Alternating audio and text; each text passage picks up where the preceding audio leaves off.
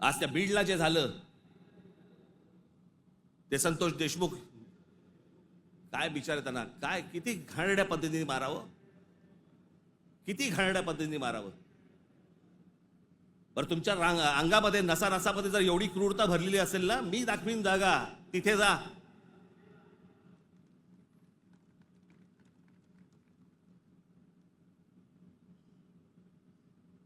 पण हे सगळं झालं कशातनं? त्या विंडमिल, तिकडची ऍश, तो तिकडचा जो काय प्रकल्प, त्याच्यातनं निर्माण होणारी जी काही ती राख आहे. म्हणजे मी आजपर्यंत ऐकलं होतं की राखेमधनं फिनिक्स पक्षी उभारी घेतो. आमच्या बीडमध्ये राखेतनं गुंड तयार होतात. विषय होता पैशाचा. ती जी काय वाल्मिक कराड आणि जी काय नावं येत आहेत त्यांची, हे सगळ्या खंडण्या. या संतोष देशमुखने त्याला विरोध केला. उद्या तिथे संतोष देशमुख नसता, दुसरा कोणी असता तरी त्यांनी हेच केलं असतं.